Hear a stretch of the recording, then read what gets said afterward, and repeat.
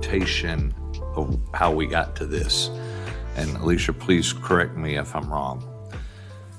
I'm sitting at an RTC meeting one day next to Mayor Jensen, and we're talking transit authorities and transportation, and the reality of it is we have a couple of real choices on mass transit in Arlington if we sign up with a transit authority.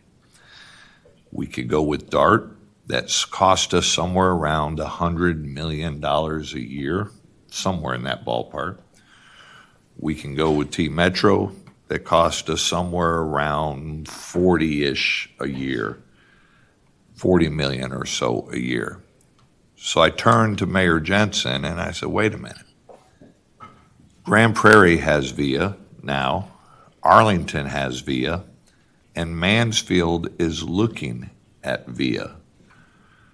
What if we were to combine a regional VIA? And the original thought was not to have something necessarily like this, but as we start to dissect it, when we have a contract with VIA and Grand Prairie has a contract with VIA and Mansfield's trying to figure out if they're going to do VIA or the T or their VIA type of program, it becomes more and more complex to overlap on a regional basis and make it cost effective. Am I close? Yes, sir. So as we start to back off of that overall regionalization of VIA, we start looking at, well, how can we still have those spider legs that extend out into important areas of our cities? And I think Grand Prairie is looking at how they can bring people to our hospitals and things such as that.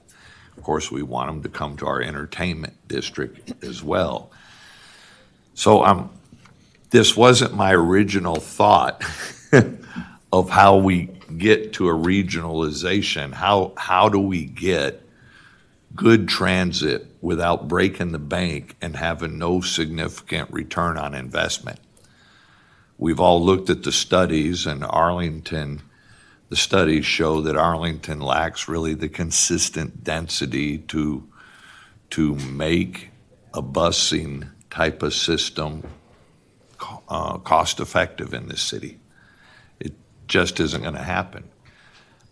I enjoy the idea of having a high-speed rail come through, but that's still going to be costly, still going to force us to be a part of a transit system, and it's going to take many years to happen. So even if we were to say, let's look at a rapid bus transit and have a designated lane with a beautiful looking train-like bus system coming down through there, it's still costly and it's still going to take a number of years. So the intent behind a regionalization of VIA was to say, can we do it faster and cheaper than all of that other stuff? And that's how we started to look at this.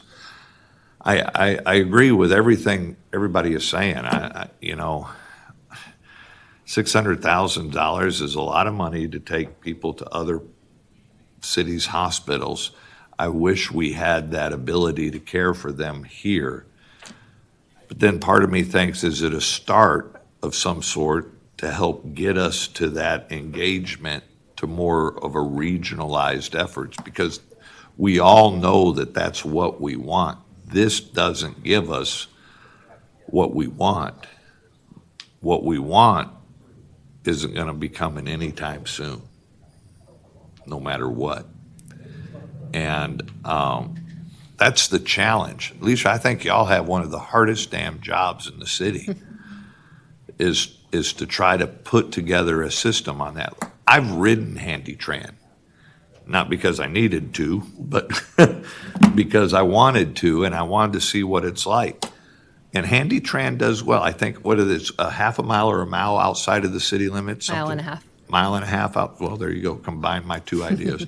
Mile and a half outside the city limits. And I rode HandyTran up into the Fort Worth area, and you can do that with HandyTran. But HandyTran is limited on the number of riders that they have. And then they have the yellow cab sharing of the handy tram system as well, so that there's yellow cab people that will go and pick up folks. I think we have our new buses in with handy tram now, don't we? Our smaller buses? Not yet, and I've got a slide on that for you in a moment. Okay. But our current handy tram system will beat you to death. It's not fun. I've been in there with people strapped in their wheelchairs and driving down Division Street, and they are just being jerked around inside a very uncomfortable bus. I'm not happy with that, but I know we've ordered new buses and everything, and I know they're coming in, but there's no quick, easy answers. I wish there was. And, you know, I'm trying to make an arrangement to sit down with everybody and say, what's your passion? This is my passion. How do we get good transit at an affordable rate that really helps move people in and out of Arlington? If I could wrestle every mayor in town for a leverage on a contract, I would. But it ain't going to happen. Here's the reality. Doing a regional thing with Grand Prairie and Arlington, one of the things we realized is it necessitates other cities' financial ability to jump in at a higher level than they're at now. Just as this cost us more money every year to send people outside of our city, it costs them more money every year to send people outside of their city as well. And so it's just easier said than done, because it's a renegotiation of all of our original agreements with VIA and how that's been getting done. And Grand Prairie is at a different position in how they fund their VIA than we are. We've been in it longer. They're in it at a newer level, so they have different types of concern about jumping into something that allows them to go outside the city, but also forces them to spend considerably more money than they may otherwise have budgeted. Every time we ask Trey to spend more money, he sort of throws a fit on it as well. So it's a very complex problem. I think transportation is one of the most complex issues that we have to deal with in a city. But the problem isn't going to go away. It's only going to get worse. We have the World Cup coming. I just did a presentation at UTA today with all the downtown Dallas, Fort Worth, and Arlington speaking about what's going on in their downtown areas. And, you know, the World Cup is equivalent to having probably 6 Super Bowls in Arlington, all within this time frame. And we're going to have to, within 2.5 years, we're going to have to come up with a way of adequately moving people in and out of this city. And that's not easy. Trey? Well, to the point, your last point there about the World Cup, I want to make clear that that's a regional plan, and we're working with the Council of Governments and Michael Morris's folks in particular. That's really not being driven from here, but it's being driven locally or regionally, and then we're paying our particular part in that. I also want to make sure that as part of the mayor's explanation on kind of how we got here on this kind of interconnect, the original idea was let's do it, city coverage, and we found out that's really too expensive. So then it became a point of interest, POI, and at first that started with things like, well, maybe it's the Epic, maybe it's the entertainment district, maybe it's the university, maybe it's maybe it's the lake, maybe it's different things, and then it kind of moved to more core type needs like medical, as opposed to some of these choice type deals. So I want to make sure clear that it started globally, but then it got point of interest, but still social, if you will. And then it got to more point of interest, but more need based. And so that's kind of how we got into this particular area as far as just the medical. So what we'll do is we'll engage with some of these folks and find out if they have any real interest. I'm not sure what kind of feedback we'll get. Because I think contrary, if people are using their service to come from Grand Prairie to THR here at Arlington Memorial, it would be the same story. Well, does THR want to pay for Grand Prairie, and does Grand Prairie hospitals want to pay for Arlington? They don't want to pay. They just think the cities should figure that out, right?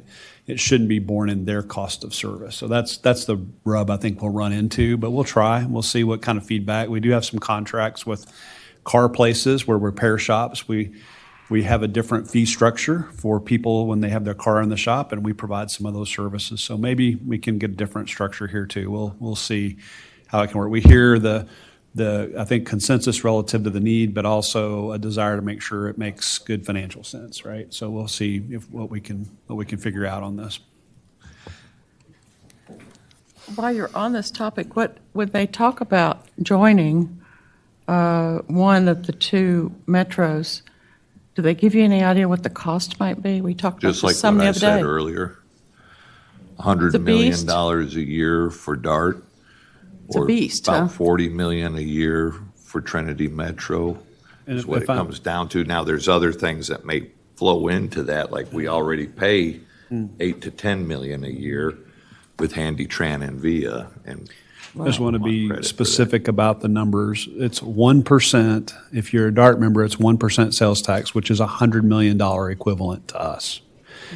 In Fort Worth, it's a half-cent sales tax over there, but they have several city partnerships that are at 3/8 of a cent, which gets you to that $40 million range equivalent to be a member of a contracted service through the T. So those where those numbers come from. Any idea where we'd find that kind of money? Well, part of what the mayor just said, you would talk about the services you're already investing in. HandyTran and Via are already things you're doing. You've invested in the past in the Trinity River Railway Express. You've invested in that. So you'd have a little bit of a floor, but we would have to build over time some budgetary room as we take care of some legacy expenses. Like there are certain things that we do that we pay for now that end. And when those things end, you could start to earmark those towards funding for something like this, but it would have to be built up over time. We're right now at a point where we're on this high-speed rail.